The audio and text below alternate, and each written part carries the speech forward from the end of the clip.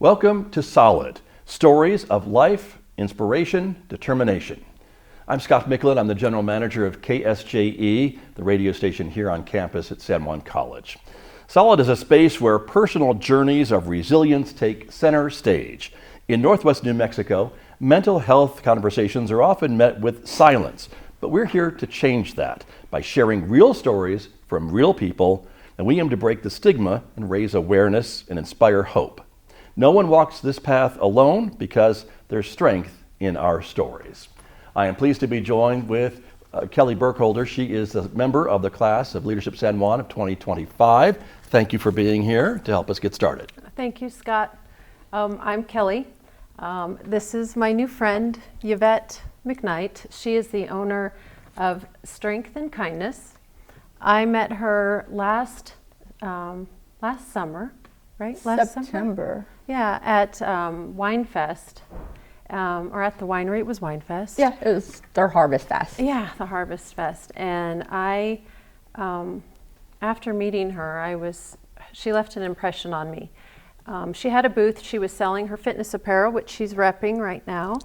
And I started talking to her about what Strength and Kindness meant and why she designed it. And she shared her story about her son, Jarrett, who had committed suicide. And so her apparel brand went to benefit and raise awareness for suicide prevention. And also it was to honor her son. And I walked away from that meeting and I was just, how is this woman,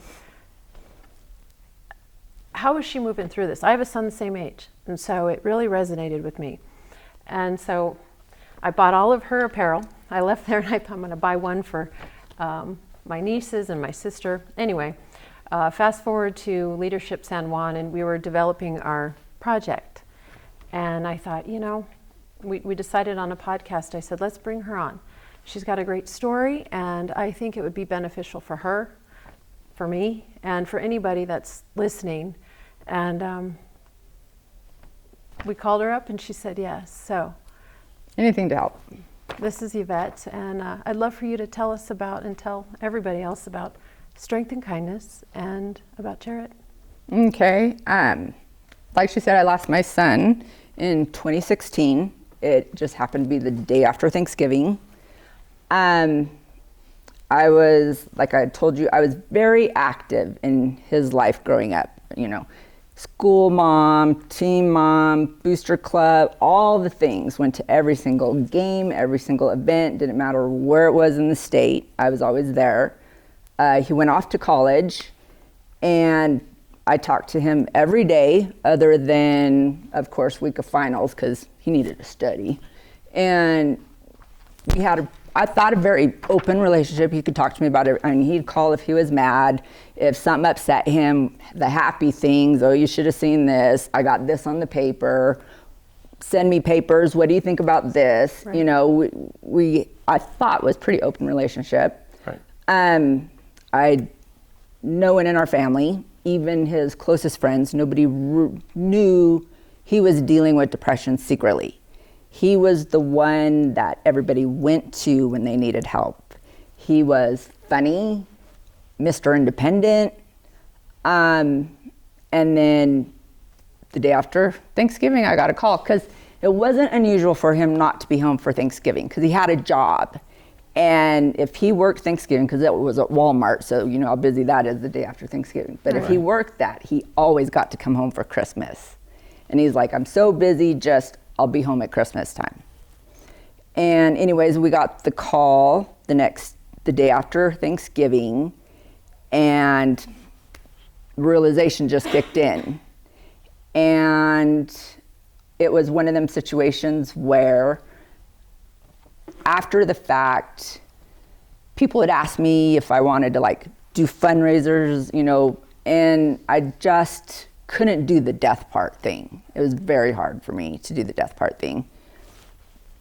But you have to deal with it. And I wanted to help people. Right. Because I had so many friends calling saying, we talked to our child that had at times mentioned life was tough, and it's like, buck up, it'll be all right, not taking it seriously because they seemed happy. And it made them take notice that sometimes when they look like they have it all together and everything's okay, that's the time that you have to worry sometimes. And so I realized there was something there, and I wanted to do something on my time where if I'm having a bad day, it's okay, I can take a moment and not be in the middle of other people's stuff. And so I decided to start SK Gear, Strength and Kindness. And when you would ask me what Strength and Kindness stands for, it's kind of a hard question. For me, it was Jarrett, strength and kindness. It was also for me, I had to be strong for other people in my family. Kindness, I was kind to those that wanted to come up and answer. And the very first show I did of my brand, I was prepared myself to tell my story. I was not prepared for how many people had their story. And since it had happened to me and I knew exactly where they were coming from, they wanted to tell me their story, where you start taking on their story. And that was very heavy. So for me, I had to be strong through that, but be kind so they could get what they needed out of it. And I tell people, you know what, strength and kindness is whatever it is for you. Whether it's suicide, there is mental health for those like cancer patients, because they see apparel for a cause, or like what cancer organization? I'm like, well, kind of all of them. It's really all of them. But I personally, with my product, I donate to the American Foundation of Cancer, or with suicide prevention. Yeah, it's a national organization, very accredited. They have a lot of good doctors and everything. So I'm like, they would know where to put the money the best. And what I like about them is they put money nationally and locally. So it's distributed to where it needs to be. So that's kind of how this all became. So you had shared the last time we spoke that Jarrett was planning for things in the future, that he had goals. He wanted to become a first responder at some point. He was in his, he had one more semester to graduate, I think. So it's like he still had things in the, it wasn't like he was giving things away. No. It wasn't like there were signs. Yeah. So can you talk about that So when it happened and we got all of his stuff, I'd already scoured through all of our text messages. Right. Social media, any DMs he sent me, anything. And then I got like his laptop, his iPad, his iPhone. Ugh. I went through all that. There was nothing. He was a huge basketball person. We had tickets to the Final Four for March Madness, and he was so excited about that. And he knew he was going, so he had that plan. Few months, I think it was March or April, I can't remember the exact. He had planned to go on one of those Tough Mudders in New Orleans with his gym people, and nothing was canceled. Everybody was shocked. And I tell people, the thing with depression, especially when you're trying to navigate it all by yourself, is I think they have a moment when it's their darkest, and it tends to be like with him in the middle of the night when they're at their lowest, and they take an action to ease the pain. And I truly think if it was an action that they could take back, they would, but it's an action you cannot take back. And so, we had zero ideas, zero signs. I looked for everything.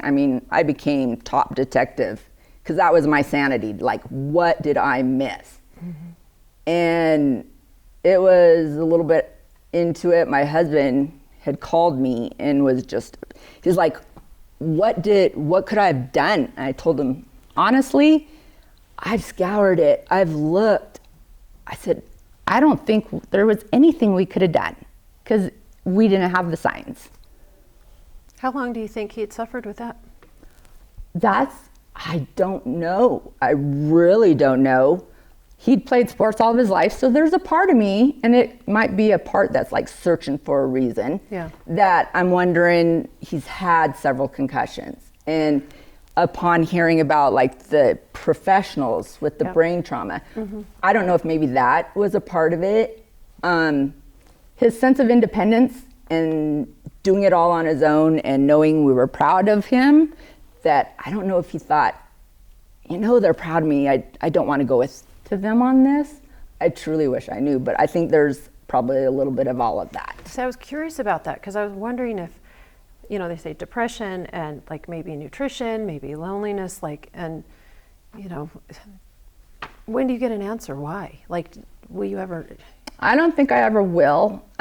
We had several of his college friends come for the service, and one of the gentlemen, which I'd heard his name from Jarrett, but I'd never met him, was so upset that I was trying to console him because it was at our house after all the services, and he's like, why?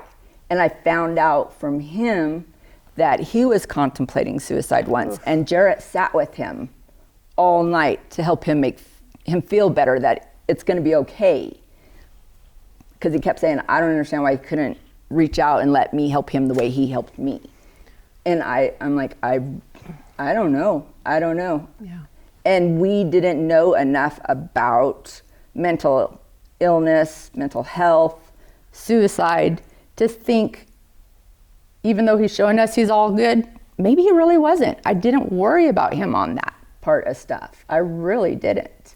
So that makes me want to ask, you have 2 sons. So after that happened, were you like concerned about your other son? Like, gosh, what? Honestly, How did that affect him? Or is he contemplating that? Or were you like, don't leave, don't go to college? What? an ironic turn is he was our one that we had him in and out of therapy since junior high, that he suffered from depression. Wow. So many in the community that when they were finding out, they're like, oh no, you must mean Cody, not Jarrett. And they're like, no, it was Jarrett. And he still suffers from it, but he knows, he saw the aftermath of it. And honestly, he's still dealing with it. There's a lot of guilt there. But as far as me, I'm always going to be worried because I know he deals with the depression. And he's very famous about doing therapy. And when it gets hard, pull him back because he's not ready to go through those doors about everything that went down with his brother. But a part of me is like, he knows how bad it would affect us, that I don't think he would put us there, hopefully. But I'm in constant contact. How's it going? Anything you want to tell me? Right.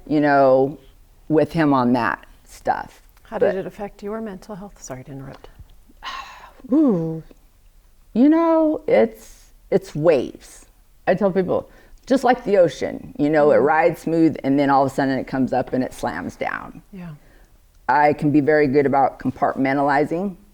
That's why when I go to shows, I'm ready for it, but then I'm down for like 2 weeks because it's heavy. That's why I started this, because I said I can do it on my own time. Honestly, I was in operation and making sure my husband's okay, making sure my son's okay. Someone needed to keep it together, and I'm that type of personality. That's me. And so I don't like breaking in front of people, even though I know that's a sign. But I know that I have people that I can do that with, and I can be free with it and comfortable having a breakdown. And it's okay. It's one of them things, you never feel better. Time is the enemy. It doesn't, over time it'll get better. No, not really. You just learn to deal with it better. You learn to deal with your emotions better. You learn how to go on with life better. Yeah. I asked you this before, but what conversation would you have with him now if you could? And part of me would kick him in the butt saying, why the heck did you not call me on this? I mean, we've had breakups and stuff like that we talked through. Why was this the time? I would have the conversation. We just love him. I mean, we'll always be proud of him, even if he had to come to us saying, I'm feeling a little weak. That's what they tend to think, they're weak, and it's not that. I think it's very strong if you can be open with your feelings and where your mental health is at that point. I think I'd reiterate, there's nothing that he could have been going through or thoughts that we couldn't have walked it out. I would have been there, I would have moved in, I'd have been on campus with him. I would have been that helicopter mom that they're going, she's crazy. But yeah, if it meant keeping him safe, I would have done it. What would you want people to know about Jarrett, though? Because, you've got that's the mom, her son died of suicide. But really, what would you want get them that. to know? You do get that. It's the head nods. It's like, how are you? That was what, I always expect, I'd see someone in the grocery store, oh, how y'all doing? Yeah. It's, but everybody that knew Jarrett, he had a wicked sense of humor. That kid could make me laugh in the middle of, it doesn't matter what. He was very independent. He was the first one to help anyone. He had, for instance, one story that I found out from coworkers was there was a veteran that worked, and Jarrett worked the night shift, and he was having a bad day. And remember when the green light bulbs was the thing that they were really advertising for veterans, that everybody did them? After work, he took them around town and was like, see all these green lights. You matter. What you did matter to people. Be proud of that. I mean, that was the kid. And he had a semester left. He wanted to be a police officer and move up the ranks and, be like a Texas Ranger or something. He had goals that would have been great, but we just didn't get there. He sounds like a great kid. I'm curious how many moms you've spoken to, that have gone through the same thing, or what would you say to them? I have. There was some that I knew from school that had kids older that immediately came to me, and I was just honest. I told them it's bad. I'm not gonna lie, it is not gonna get better. Oof. It had been long enough for me. It doesn't get better. I said the only thing that gets better is how you deal with it.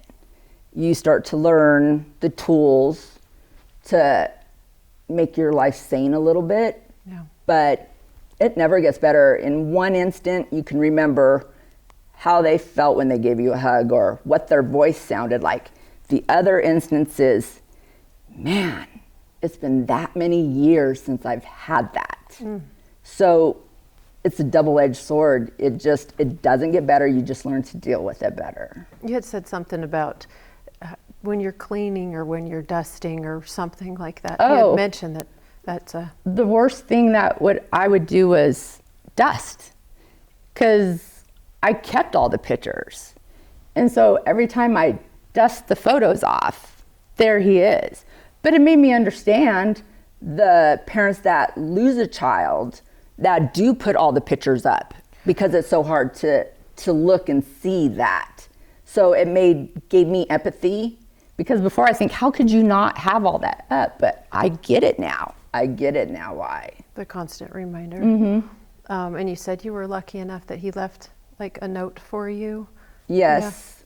Yeah. Being technical like he was, these young ones, it was a voice memo.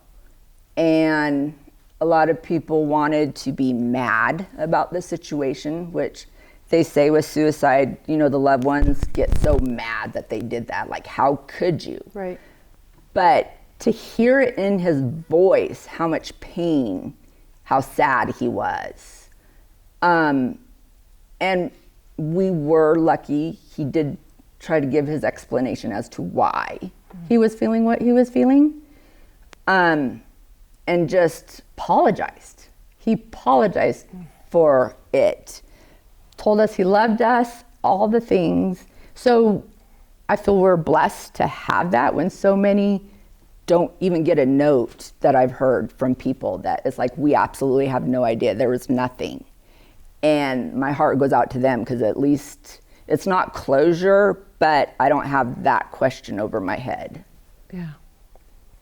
And that was Scott? going to be my question to you, I think, too, about having that voice note as something, Yes. at least, I guess, for understanding or to try to get into his headspace maybe a little bit, that has been comforting to a Yes, degree because for you? I never got the anger thing.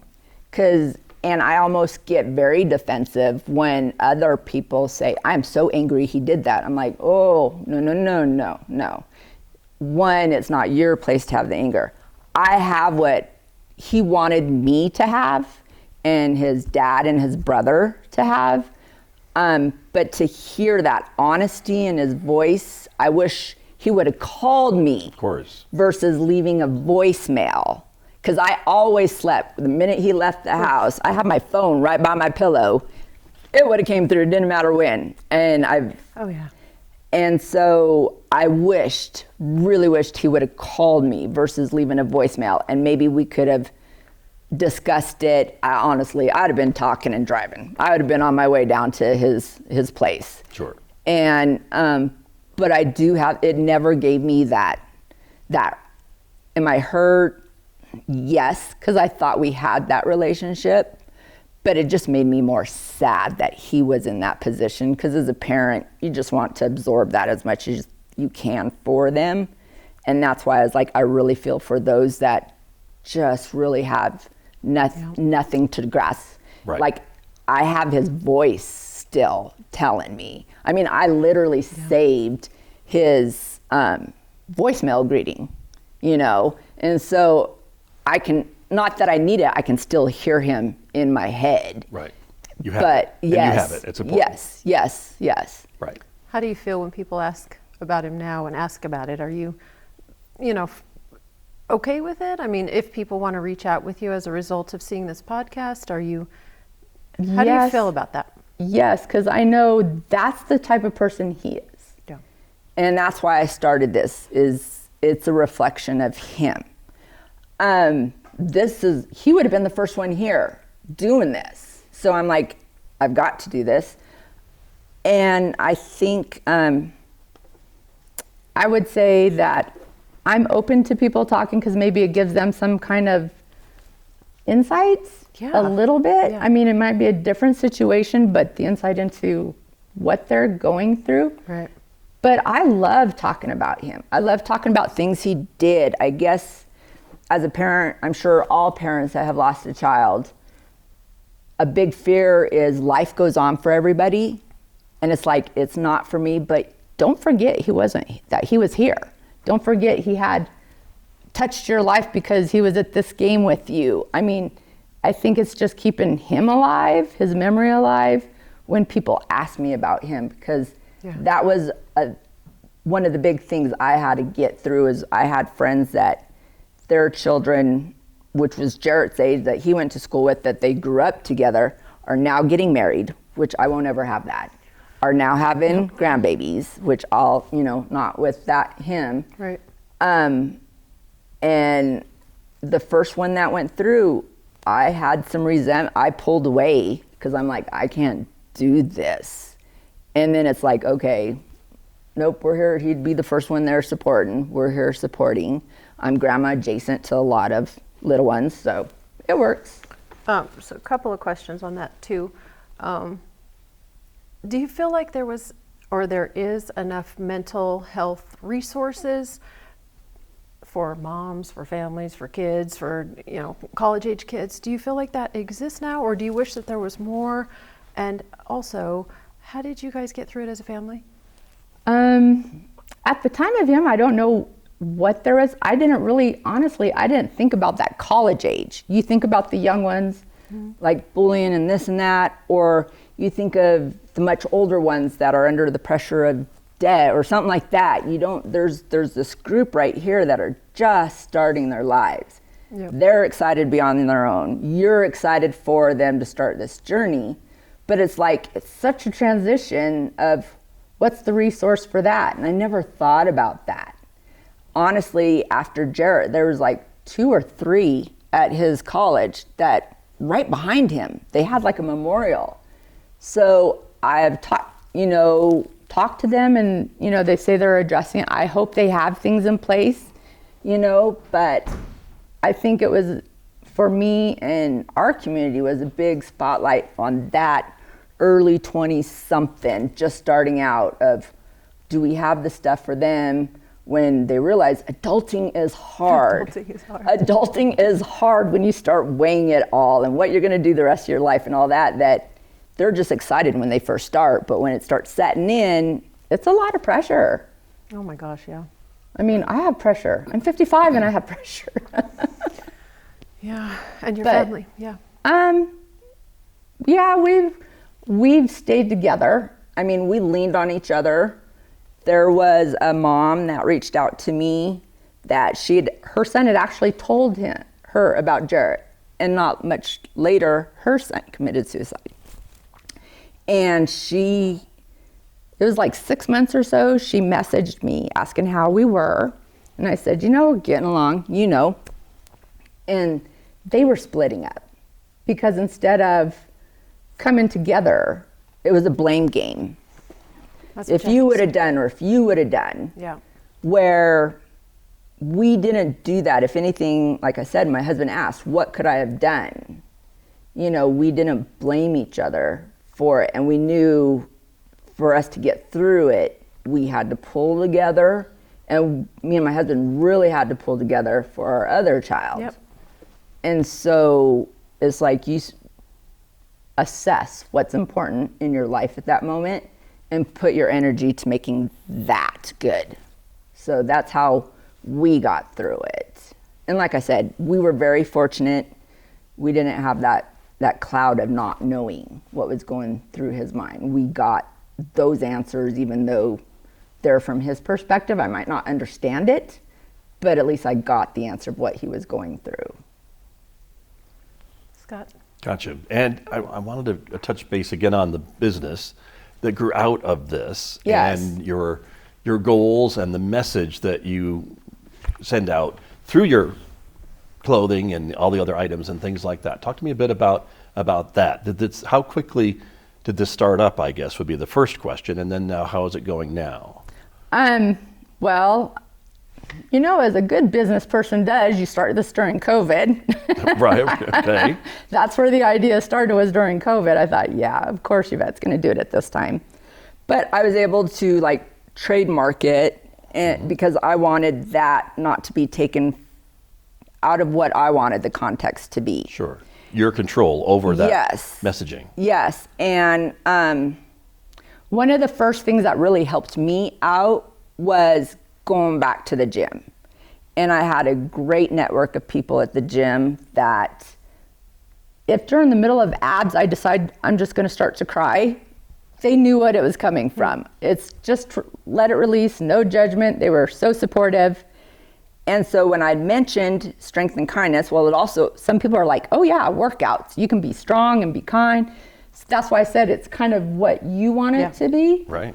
And the owner was very gracious, and she's like, oh yes, bring it in. We put it up. I started doing the wine fest because you get so many different people that go through there, and there's so many people at the wine fest especially that are out of towners that come in for it.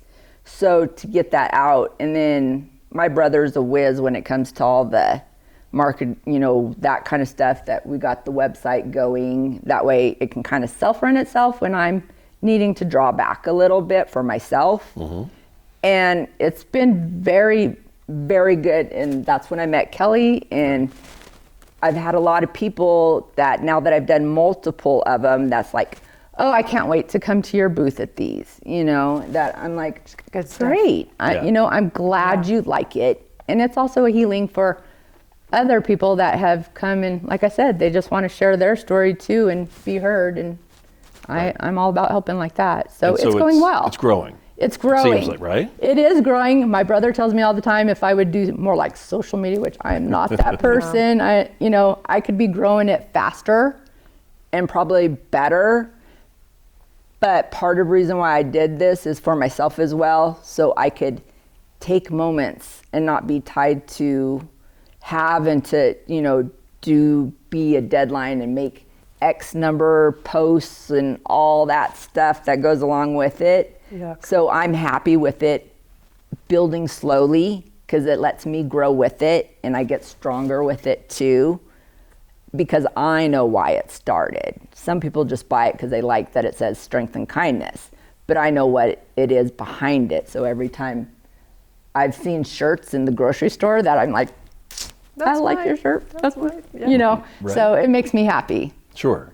And it seems to me like you have a definite personal schedule. You weren't looking for a 40-hour-a-week, 9 to Right. 5. This is something that you can do when you want to do it. When you want to take a break, you can take a break. And that's really important for you, I think, and your growth Yes. during this time. Yes. And so I think that's an important thing for others maybe to realize too, that maybe that isn't the mold they need to fit in after something like this happens in their family, that maybe they do need to break the mold or figure out a different schedule. Would you Yes. agree that maybe that's important for Yes. other folks to at least think about? Yes, I think after you go through something like that, you have to keep in mind you need to protect your mental health.